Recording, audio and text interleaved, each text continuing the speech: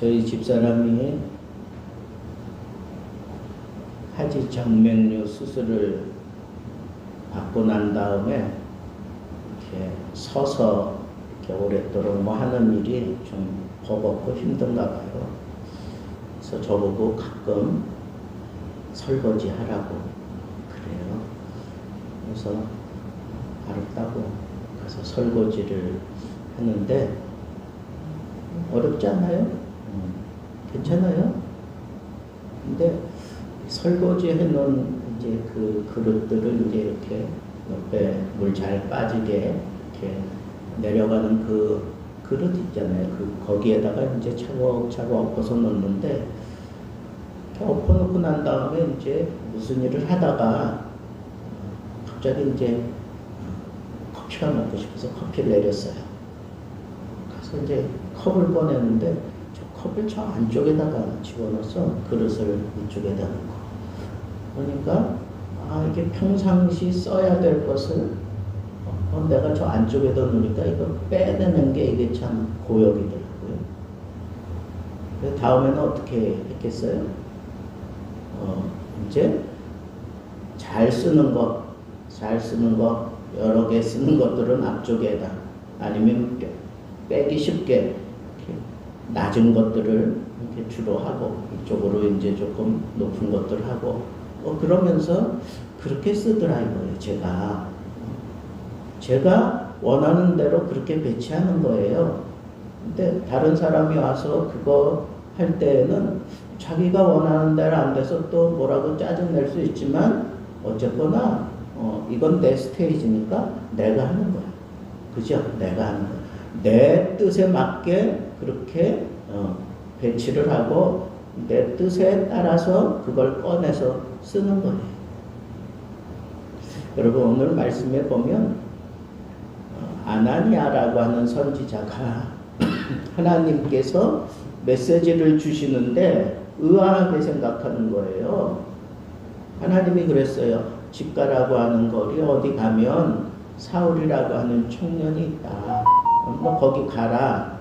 그렇게 얘기를 했어요. 그랬는데 내가 여러 사람에게 들었는데 이 사람은 예루살렘에 있을 때 하나님의 성도들을 참 많이 괴롭혔던 사람이라고 들었다. 그리고 지금도 여러 대제사장들에게서 공문을 받아가지고 아예 기독교인들을 몰살시키려고 발벗고 나선 사람인데 왜 내가 그 사람에게 가서 이런 은혜를 베푸는 일을 해야 됩니까? 하는 식으로 얘기를 했어요. 그때 하나님께서 하신 말씀이 뭐예요? 한마디로 얘기하면 사울은 내가 택한 나의 그릇이라. 나의 택한 나의 그릇이다. 그러면서 내가 그래 이건 하나님의 주권의 문제지. 다른 사람들이 거기에 대해서 왈가왈부 할 수 있는 게 아니지 하는 생각이 얼른 들었어요. 그러면서 제가 설거지했던 짧은 몇 번 하지도 않았지만 내 뜻에 의해서 그렇게 진열이 되더라는 거예요. 그리고 내 필요에 따라서 내가 컵도 꺼내 쓰고 대접도 꺼내 쓰고 받침도 꺼내 쓰고 그러는 거구나 하는 게 확 들어왔어요. 이런 하나님의 이런 뜻에 대해서 우리 인간은 왈가왈부 할 필요가 없는 거예요. 하나님이 하시겠다 그러면 그런 거지. 그죠? 하나님이 하시겠다면 그런 거. 가끔 그런 사람들이 있어요. 나는 정말 하나님 앞에 한 번도 거역하지 아니하고 온전히 하나님의 뜻을 따라 살았는데 아이고 하나님 저 사람은 악한 사람 아닙니까? 악한 사람. 사람을 참 힘들게 만들고 어렵게 만들고 심지어는 사람을 죽이기까지 했는데 어떻게 저 사람을 하나님이 쓰신다는 거예요? 나는 이대로 있는데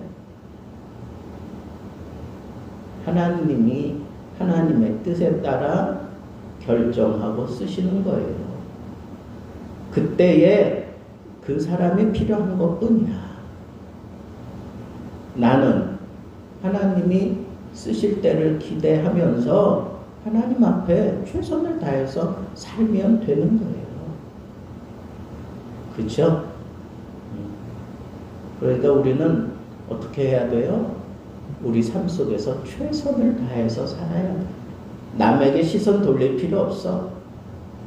남에게 시선 돌릴 필요가 없어요. 그냥 내게 주어져 있는 이 삶 속에서 최선을 다하여 쓰는 거예요. 하나님이 그렇게 살 때 하나님이 나를 쓰셔요. 때가 되면 하나님의 뜻에 따라 하나님이 쓰신다. 이 사실을 우리가 제일 먼저 기억해야 하겠습니다. 두 번째는 하나님이 쓰실 때 요게 참 필요하구나. 그리고 그걸 딱 들었는데 더러워. 그릇이 더러우면 쓸 수 있을까요? 절대로 못 써요. 그릇은 쓰임직하려면 어떻게 해야 돼요? 깨끗해야 돼. 깨끗해야 돼. 하나님께서는 이 그릇을 씻어내기 위해서 가끔 이렇게 고난을 통해서 씻어주셔요. 고난을 통해서. 고난을 통해서 자기 자신을 사람들은 또 바라볼 수 있는 눈이 생겨요. 탕자가 아버지에게 많은 재산을 받아가지고 먼 나라로 떠났어. 거기 가서 내가 무슨 짓을 해도 아버지는 모를 거야. 그리고는 뭐 허랑방탕하게 창기질하면서 아주 그냥 허랑방탕하게 다 쓰다가 이제 완전히 거지가 됐어. 살아야 되는데 어떻게? 그러니까 돼지나 먹는 그 열매를 돼지우리에서 같이 먹으면서 지낼 정도로 완전히 바닥 인생을 지금 살고 있어요.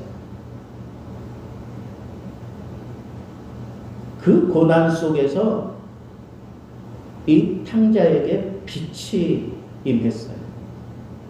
무슨 빛이 임했느냐? 내가 돌아갈 집이 있지.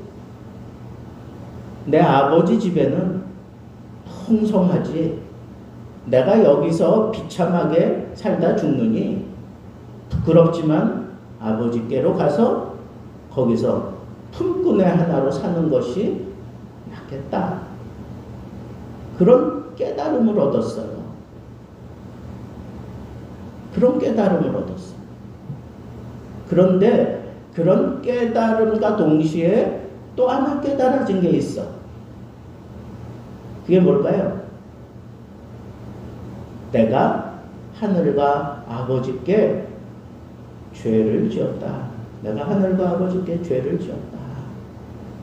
그러니까 난 아버지 아들을 포기하고 나는 종으로라도 나를 좀 써달라고 가야 되겠다. 그러면서 그 고난 그 현장에서 그가 깨달았어. 뭘 깨달았어? 내가 죄인이구나 하는 게 깨달아져. 내가 죄인이구나. 그러면서 하늘과 아버지께 그렇게 고백을 하는 거, 그게 바로 탕자가 깨끗해지는 순간이었어요. 여러분, 하나님께서는 우리를 사명자로 세우시고 사용하시며 이 나라, 이 민족, 이 세계를 통치하시고 돌려가시는데, 하나님이 그때그때 사용하시는 사람들, 하나님이 사용하실 때에 하나님의 뜻을 따라 온전하게 사용되는 사람들은 깨끗해진 사람을 하나님이 쓰셔요. 사도 바울도 그렇게 큰 집에는 그릇들이 많아요. 금으로 만든 그릇도 있고 은으로 만든 그릇도 있고 흙으로 진흙으로 만든 그릇도 있다 이거예요. 토기 그릇도. 값어치 따지면 어떤 게 비싸요? 금으로 만든 게 비싸죠. 그런데 하나님은 이거 금이구나. 그리고 금을 사용하지 않아. 거기에도 분명히 뭐라 그랬냐면 자기를 깨끗게 한 그릇을 하나님이 쓰신다 그랬어. 주인이 깨끗게 한 그릇을 쓴다 이거. 그릇의 용도는 뻔하잖아요. 그죠? 뭘 담아서 쓰는 건데 더러운 그릇에 금이라고 해도 더러우면 안 쓴단 말이에요. 쓰려면 어떻게 해요? 깨끗하게 하고 쓰는 거예요. 그죠? 깨끗한 그릇을 하나님이 쓰신다. 여러분, 우리가 하나님 앞에 복음의 사명을 받은 자들이에요. 하나님 앞에 소명을 받고 난 이후에 이 복음에 대한 사명자로 우리는 살아야 돼요. 그런데 하나님이 쓰실 때에는 반드시 깨끗게 한 그릇을 쓰신다. 그런데 깨끗하지 못한 그 그릇은 하나님이 써야 되겠다. 용도에 맞게 요거 꼭 써야 되겠다 싶으면 하나님이 직접 그 그릇을 깨끗게 하셔요. 그 증거가 바로 이 사울이라고 하는 청년이에요. 복음을 반대하고 못살게 굴고 잡아 죽이고 아예 몰살시키려고 이 사람은 똑똑한 사람이에요. 최고의 학부를 졸업한 사람이에요. 경제적으로도 빵빵한 사람이에요. 그러니까 저 길리기아에서 예루살렘으로 유학을 와서 공부했던 사람이에요. 그리고 이는 최고의 그런 재능을 가지고 있었어. 텐트가요. 텐트 이 만들어 파는 게 이게 보통 일이 아니에요. 오늘날로 얘기하면 아주 최고의 그런 직업군에 속하는 거예요. 뭐 아쉬울 게 없는 사람이야. 한마디로 얘기하면. 더군다나 혈통이 좋아. 히브리인 중에 히브리인이요 그랬어요. 나는 베냐민 족속이다. 유대의 정통성을 이어가는 그 지파 족속이다.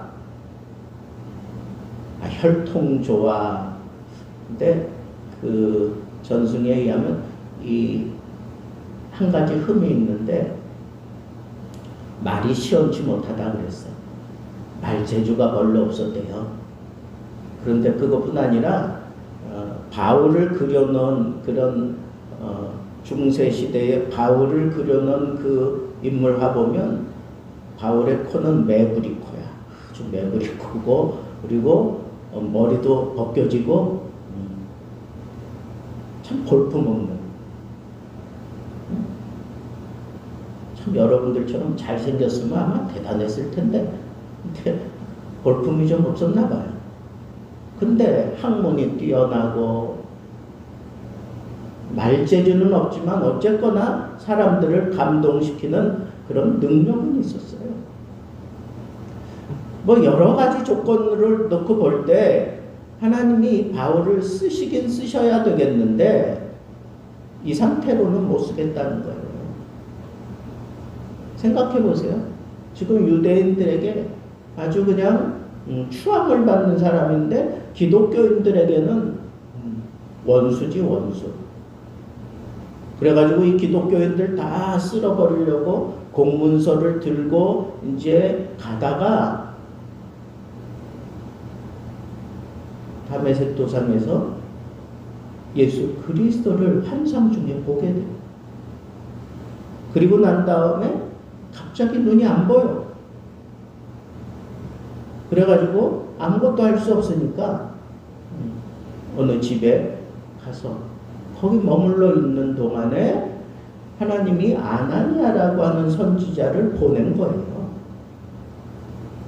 그래서 아나니아가 하나님의 뜻을 확실하게 알고 가서 안수기도 해줘요.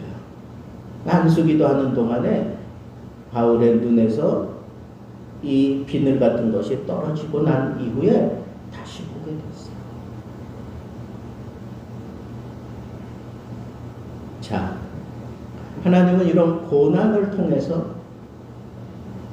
사도 바울로 하여금 하나님을 바라보게 만들었고 그리고 자신의 모습을 보게 하는 그래서 깨끗해져야만 되는 그런 상황에 이르게 하셨어요.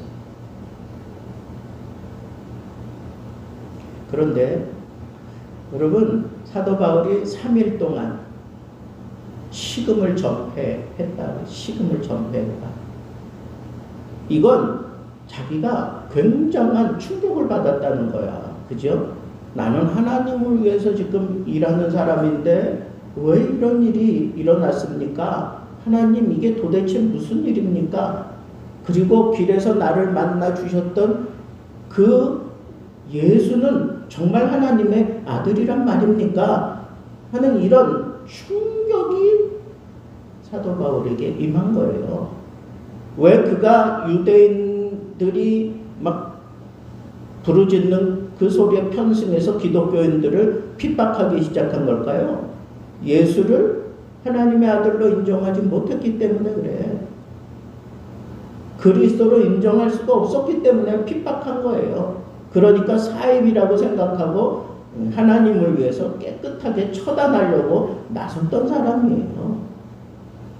이 거룩한 나름대로 어떤 사명을 가지고 그렇게 자기는 일을 한다고 생각했는데 갑자기 환상 중에 예수 그리스도를 보게 됐어요.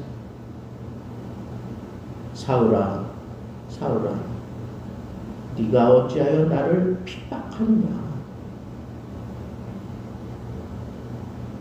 사울이 뭐라 그래요? 주여, 누구십니까? 지금 이런 상황에 나에게 말씀하시는 분은 분명히 사람이 아니고 분명히 하나님이라고 하는 그런 의식이 있었잖아요. 그러니까 주여라고 불렀어요. 주여, 누구십니까?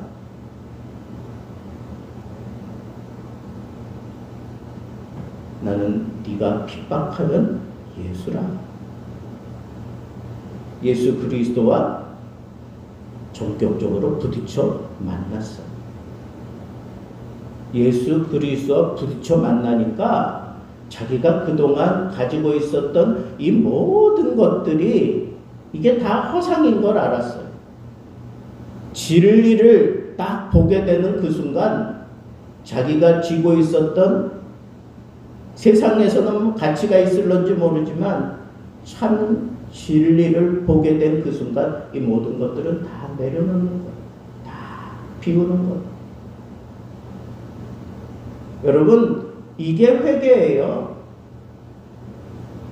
이게 자기를 깨끗게 하는 거라고. 여러분, 우리가 죄로 인해 더러워진 이 모든 것 무엇으로 깨끗게 할 수 있어요? 요한일서 1장에 보니까 너희가 고백하는 모든 죄를 그 아들 예수 그리스도의 피가 정결케 한다고 했어요. 예수 그리스도와 부딪혀 만나는 순간 아마도 십자가 지신 그 모습으로 만나 주신 것은 아닐까 생각합니다. 여러분,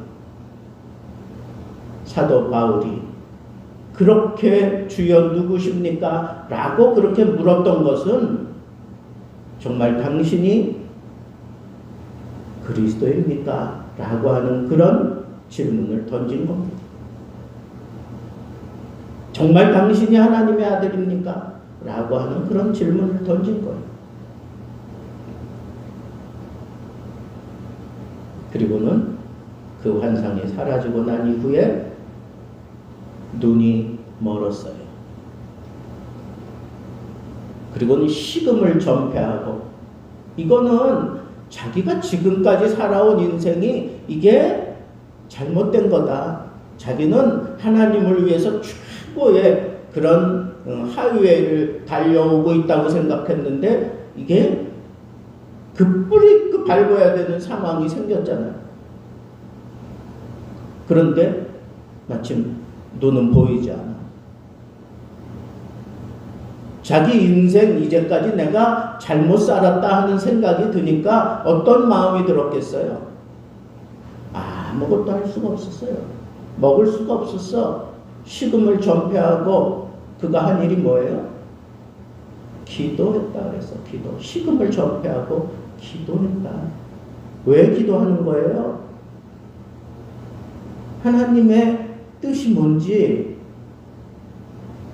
정말 예수가 그리스도인지, 내가 만난 그분이 그 예수가 하나님의 아들인지, 그동안 자기가 공부했던 모든 것 다 총동원하고 모든 상식들 다 총동원하고 그러면서 그저 하나님 앞에 풀리지 않는 이 문제를 가지고 기도할 뿐이었어요. 기도만 하고 있는 거예요.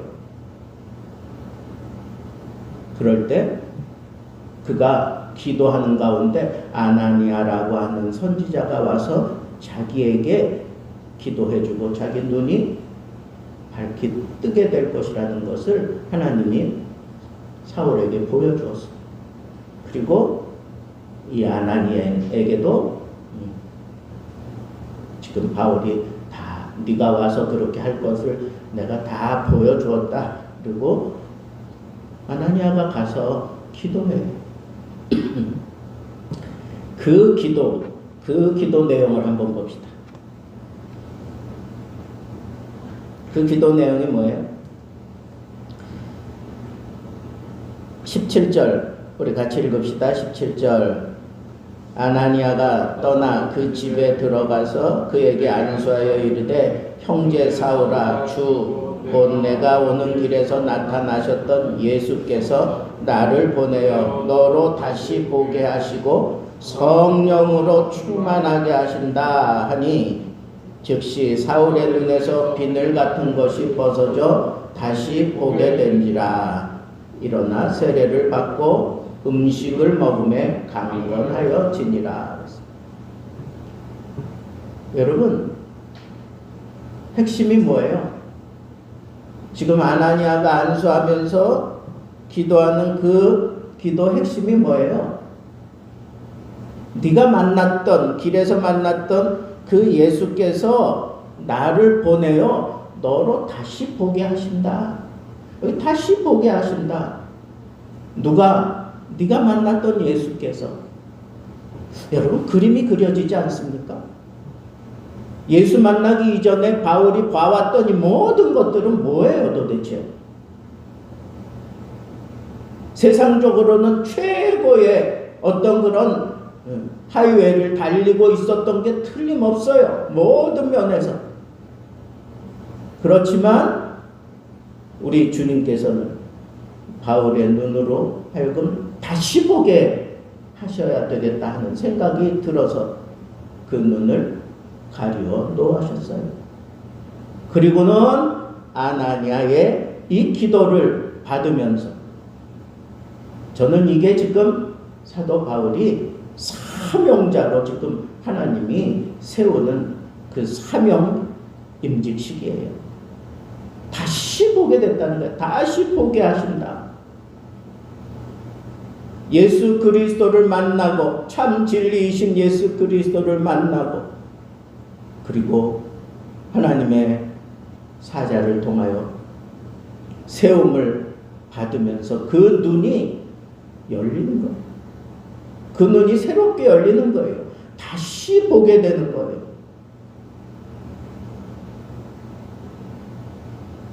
여러분, 우리에게 이런 영안이 열려야 돼요. 하나님의 사명을 감당하려면 다시 볼 수 있는 눈이 열려야 돼요. 이거는 뭐 나이하고 상관없어. 이건 성별하고 상관없어. 이거는 뭐 많이 배웠냐 못 배웠느냐 상관없어요. 하나님의 뜻을 따라 쓰임받아야 되는 사람은 무조건 다시 보는 눈이 열려져야 돼요. 다시 보는 눈이 열려져야 돼요. 이 다시 보는 눈이 열려지기까지 이미 하나님께서 예수 그리스도와 부딪혀 만나게 하셨어요. 그리고 식음을 전폐하며 자신을 볼 수 있는 그런 깨달음을 주셨어요. 그리고 기도 가운데 아나니아가 와서 자기를 사명자로 세울 것을 보게 하셨어요. 그런데 거기에 그런 모든 일들을 주관하시는 한 분이 거기에 툭 튀어 올라오는데 그분이 누구예요? 성령으로 충만하게 하십니다. 성령으로 충만하게 하십니다. 여러분, 성령 받아야 우리 사명 감당할 수 있어요. 성령 받아야 내 더러운 이 모든 문제들이 씻겨져 나가고 그리고 주를 위해서 쓰임받게 되는 거예요. 다시 보게 되었는데 이 엄청난 일을 감당할 만한 힘과 능력과 그리고 재주가 없어요. 그런데 성령이 내 안에 충만하게 임재해 계시면 다시 보는 눈으로 그 엄청난 일들도 감당할 수 있는 그런 사명자가 되는 거예요. 내 힘으로 안 되는 거, 내 능으로 안 되는 거 여호와의 신 성령으로 말미암아 감당할 수 있다 그랬잖아요. 여러분, 성령을 왜 우리에게 충만하게 주시는 걸까요? 바로 예수 그리스도를 전하라고. 예수 그리스도를 전하는 그 사명을 제대로 감당케 하시려고 하나님께서 나에게 성령의 충만함을 주시는 거예요. 내가 하나님 앞에 사명자로 산다는 것, 성령 충만함을 받아서 하나님의 뜻을 따라 이 복음을 전하는 그런 삶을 사는 거예요. 하나님의 영이 나를 사로잡아 나를 쓰실 때에는 내 학식의 유무와 상관없어. 내 이 번지르하게 잘생긴 얼굴 이런 거 상관없어. 빈하고 부한 거 상관없어. 내가 나이가 많든지 적든지 상관없어. 성령께서 나를 사로잡으시고 복음을 전할 때에는 내 복음을 듣는 자가 세계의 석합 그도 무너뜨려요. 이 세상을 주관하는 권세자도 성령 충만한 어린아이가 던지는 그 말 한마디에 그냥 무너지는 거예요. 그러면 여러분, 우리는 복음을 전하는 사명을 받았어요. 그래서 우리는 세상의 빛이라 그랬어. 세상의 빛이고 세상의 소금이에요. 우리는 그런 삶을 위해서 다시 보게 되는 존재, 다시 생명을 얻은 거예요. 그렇게 살라고. 그런데 내 지금 형편, 내가 이만큼 배운 상태에서 내가 다시 보게 되었어. 아니면 내가 이만한 능력을 가지고 있을 때 다시 보게 되었어요. 그런 사람들만 능력이 있고 그런 지식이 있고 그런 미모가 있고 그런 재능이 있어야만 다시 보면서 그 일을 감당할 수 있는가? 아니라니까. 어린아이라도 성령께 사로잡힌 상태라면 그 어린아이의 입을 통해서 세상의 석학을 머리 숙이게 만드는 거예요. 세계의 최고의 부자도 그 앞에 넙죽 엎드리게 만드는 거예요. 왜? 성령께서 역사하시니까. 성령께서 하시면 되는 거예요. 그러니까 우리는 핑계대면 안 돼.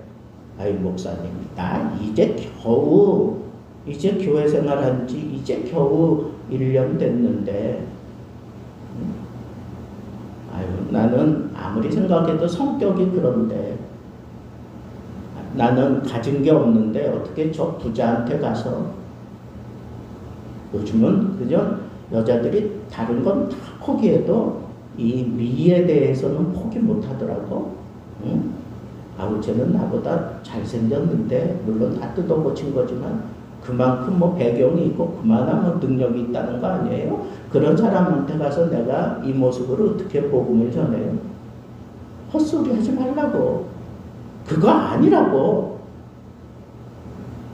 여러분들 심령에 성령 충만함이 없어서 그런 거예요. 성령 충만한 사람이라면 그런 거 연연하지 않아요. 그런 거 핑계대지 않습니다. 사도 바울 보세요. 아니 엊그제까지 예수 믿는 사람들 잡아 죽이겠다고 그런 사람이 갑자기 며칠 만에 나타나가지고는 예수 믿으라고 그렇게 외치고 다녀요. 그게 뭐예요? 성령 충만함을 받아서 그게 가능했던 거라고. 성령 충만하니까. 그렇게 전했을 때 의심하고 이상하게 생각하는 사람들도 있었지만 바울이 전하는 그 메시지에 사람들이 다 수긍하고 그리고 머리를 조아리고 복음을 받아들였어요.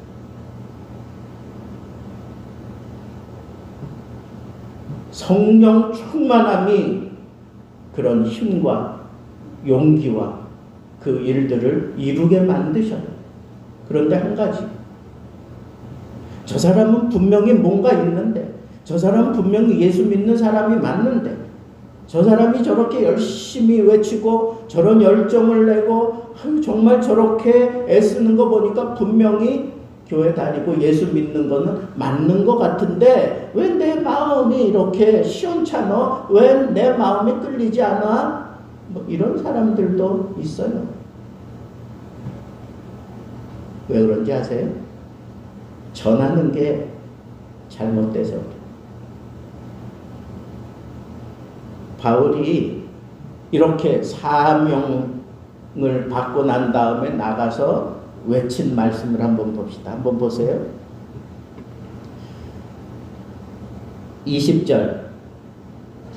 즉시로 각 회당에서 예수가 하나님의 아들이심을 전파하니. 여러분, 예수가 누구라고요? 하나님의 아들이십니다.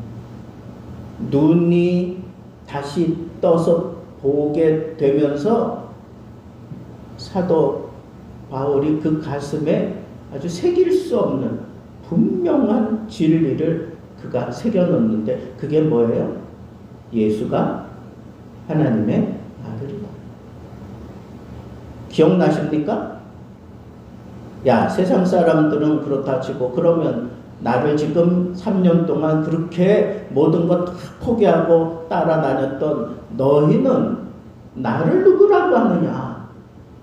세상 사람들은 예레미야 선지자다, 뭐 엘리야다, 아니면 뭐 거룩한 선지자다, 뭐 그렇게 얘기한다는데, 그러면 너희들은 모든 걸 다 버리고 나를 쫓은 3년 동안 지금 나를 쫓은 너희들은 지금 나를 누구라고 하느냐? 나를 도대체 어떤 존재로 알고 있느냐? 예수님이 그 제자들에게 물었어요. 그랬더니 그 제자 가운데 베드로가 벌떡 일어나서 뭐라 그랬어요? 주는 그리스도시요 살아계신 하나님의 아들이십니다.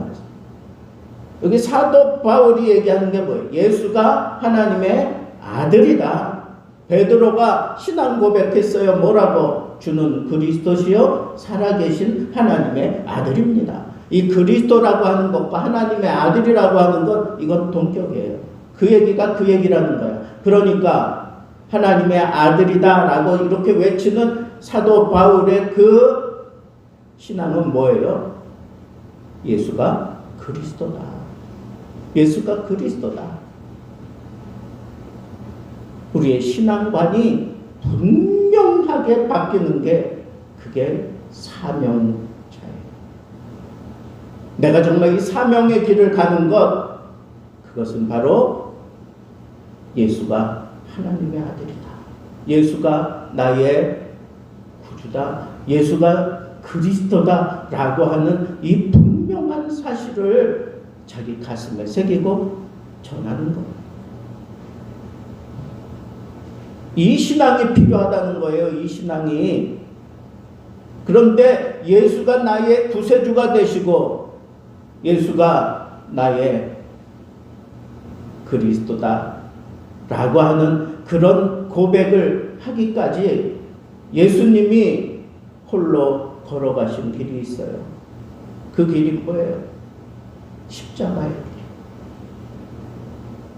그 십자가의 길을 가서 그 십자가에서 피 흘려 죽으심으로 말미암아 모든 하나님의 백성들의 죄를 씻어내시고 구원의 길을 열어 놓으셨다고요.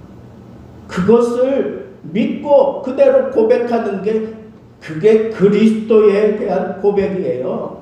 예수가 그리스도다라고 하는 건 바로 그 사실을 우리가 그대로 믿고 따른다는 얘기예요. 예수가 나를 위하여 피 흘리셨다. 예수가 피 흘리신 그 구속의 사랑이 나에게 임하여 나를 구원하셨다.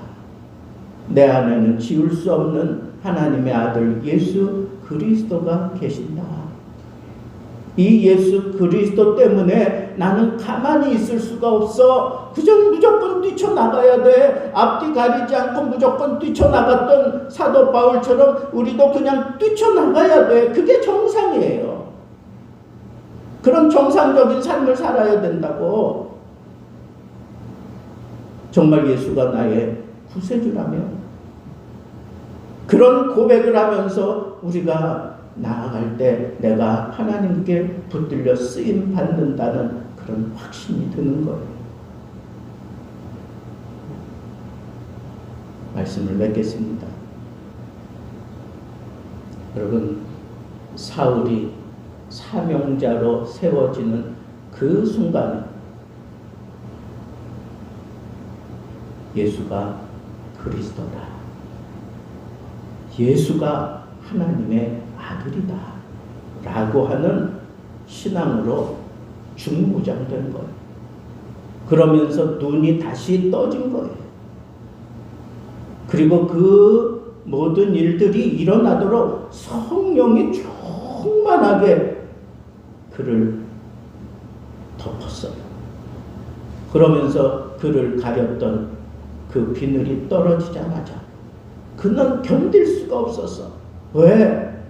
나는 하나님을 위해서 내가 이렇게 정말 최고의 그런 헌신을 하며 살아온다고 생각했는데 이게 다 거짓이었고 이게 다 잘못됐다고 하는 이 사실을 예수 그리스도를 받아들이면서 그가 분명하게 깨닫게 된 거예요. 견딜 수가 없는 거예요. 내 안에서 이 뜨거움이 막 밀려오는 거야. 지난 날의 세월들을 생각하면서. 그리고 성령께서 그 안에 예수가 하나님의 아들이라고 하는 이 분명한 사실을 계속해서 망치질하듯이 두들겨 패대니까 견딜 수가 없었어요. 그래서 그는 뛰쳐나갔어요. 나가서 예수가 하나님의 아들이다. 예수가 그리스도다. 예수 믿는 사람들을 죽이려고 하던 사람이 그렇게 변화되었어요. 이런 뜨거움을 안고 사는 게 사명의 길이에요. 그래서 사도 바울은 그렇게 막 전하는데 모든 사람들이 다 숙이고 들어올 줄 알았는데 그러지 않았어요. 그는 즉시 모든 걸 다 짊어 싸지고 아라비아로 떠나서 3년 동안 거기서 하나님에 대해서, 말씀에 대해서, 그리스도에 대해서, 복음에 대해서 다시 정립하는 시간을 가져요. 그가 쌓아왔던 모든 세상적인 학문이고 종교적인 이런 모든 것들 다 팽개치고 오로지 성령의 지배하에서 하나님에 대하여 복음에 대하여 새롭게 정립을 하고 그 다음에 일양 변함없이 복음으로 말미암아 순교하는 그 자리까지 거침없이 계속 달려가며 이 사명의 길을 걸어갔습니다. 여러분들 마음속에 예수가 하나님의 아들이신 것 믿습니까? 이건 믿어지십니까? 아마 이건 믿노라고 내 가슴에 새기기까지 자기 자신을 투명하며 보았을 거예요. 내가 얼마나 하나님 앞에 더러운 죄인인지, 내가 얼마나 하나님 앞에 부끄러운 그런 삶을 살고 있었는지, 철저하게 하나님 앞에 이 모든 것들을 다 통회하고 자복하는 기도 시간이 있었을 거예요. 그리고 마침내 성령의 부음을 통하여 여러분들에게 새로운 눈이 떠지는, 영적인 눈이 떠지는 그런 시간들이 있었을 겁니다. 그러면 여러분들은 이 복음에 대한 소리만 들어도, 예수에 대한 그런 소리만 들어도, 십자가에 대한 십자 소리만 들어도 가슴이 막 뭉클거리고 뜨거워서 견딜 수 없을 거예요. 내가 지금 뭐 하고 있나? 내가 지금 이 상태에 있으면 안 되는데 뭐 이런 뜨거움을 가지고 앞뒤 가리지 않고 무조건 나가야만 돼요. 그게 사명자의 길입니다. 사도 바울이 걸어갔던 이런 사명의 길, 여러분들에게도 동일하게 주어져 있음을 여러분 분명히 인식하시고, 여러분 하나님이 하나님의 뜻에 나를 끄집어내서 사용하는 그릇임을 생각하고 늘 자기를 깨끗게 하세요. 하나님 앞에 내 모습을 깨끗게 하세요. 그리고 하나님의 그 뜻을 추구하며, 하나님 내가 여기 있습니다. 나를 붙잡고 사용해 주십시오. 주여 내가 여기 있습니다. 나를 보내시옵소서. 늘 하나님 앞에 사명적인 도전을 하며 살아갈 수 있는 그런 사명자들 되기를 우리 주님의 이름으로 축복합니다. 기도하겠습니다. 하나님, 우리가 사명자입니다. 우리 마음 다 잡기 전에 하나님이 나의 죄를 정결케 하시고 나를 쓰시고자 하시는 이 강력한 의지를 오늘 우리가 말씀을 통하여 받아싸운 남은 인생 우리도 바울처럼 사명자로 살게 해 주옵소서. 예수님 이름으로 기도하옵나이다. 아멘. 다 같이 일어나겠습니다. 찬양하겠습니다.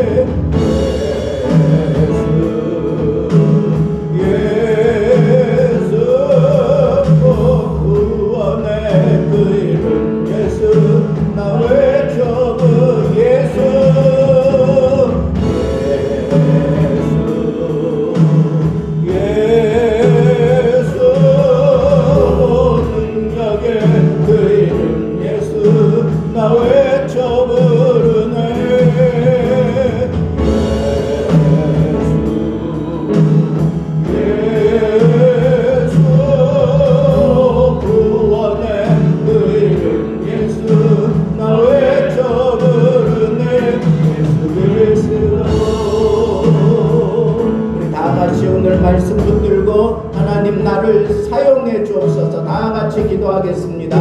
사랑하는 하나님 아버지, 이 시간에 우리가 하나님의 말씀을 듣고 결단하며 아버지 하나님 앞에 기도하는 시간을 갖습니다. 아버지 하나님, 우리가 부른 이 찬양 그대로 예수가 나의 전부임을 고백하는 그런 인생을 살기 원합니다.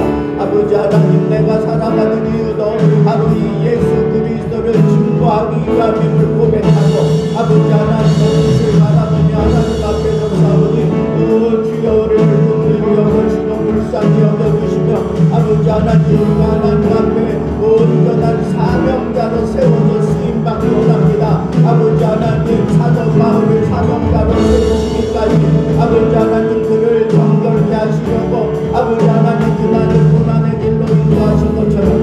아버지 하나님 오늘도 우리에게 고난이 임했다면 아버지 하나님이여 이 고난의 시절을 보내며 아버지 하나님을 바라보게 하시고 성령의 감건적인 역사에 맡기게 하시고 자기 모든 죄를 고백하며 아버지 하나님 앞에 새롭게 눈이 떠지는 놀라운 역사가 일어나기를 소망합니다. 아버지 하나님 우리의 영안이 열려주기를 원합니다. 아버지 하나님 우리에게 임하신 성령의 충만함을 통하여 아버지 하나님 우리가 사명의 길을 바로 감당하며 살기 원합니다. 아버지 하나님 내 속에 심어주신 하나님의 아들 예수 그리스도를 제대로 증거하는 아버지 하나님 참 진리를 발견한 저희들 되게 하시고 아버지 하나님의 영광을 바라보며 하나님의 뜻대로 살아가면서 아버지 하나님 저희들도 이 말세지만에 하나님의 뜻을 따라 하나님의 손에 붙들려 복음을 제대로 증거할 수 있는 저희들 다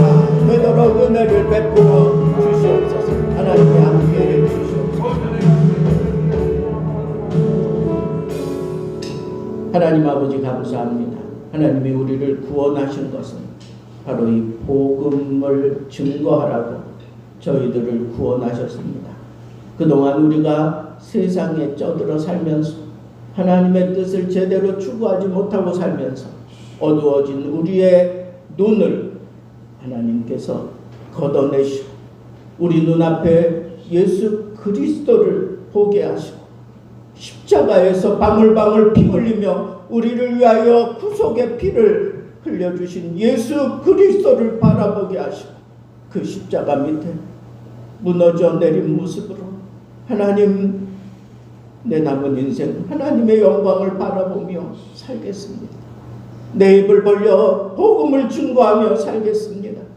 하나님 앞에 다짐하며 아버지 하나님 우리를 다시 눈뜨게 하신 그 하나님의 깊은 섭리와 뜻을 생각하면서 아버지 하나님 내가 이 복음 증거하며 살겠사오니 성령을 우리에게 충만하게 부어주시고 내 안에 담겨져 있는 하나님의 아들 예수 그리스도를 바로 증거하며 살아갈 수 있는 저희들 다 되도록 은혜 베풀어 주시옵소서. 아버지 하나님 오늘도 저희들이 하나님 앞에 양손을 들고 주님의 이름을 불렀사오니 주여 우리에게 임하시옵소서. 충만하게 임하시옵소서. 하나님 내 심령에 임하신 예수 그리스도가 우리에게 남아있던 이 모든 죄 다 씻어내시고 모든 병만 떠나가게 하시고 하나님 앞에 온전한 비전 붙들고 하나님 나라 증거하며 살아갈 수 있는 그런 새로운 도전 우리가 붙들고 남은 인생 멋지게 살아가는 사명자가 되게 해 주옵소서. 이제는 우리 주 예수 그리스도의 은혜와 하나님의 크신 사랑하심과 성령의 교통하심 남은 인생 사명자로 살기를 소망하며 겸손하게 머리 조아리 예배 참여한 모든 심령후에 온라인으로 함께하는 주의 백성들 심령 속에 이제로부터 영원토록 함께 계실지어다. 아멘.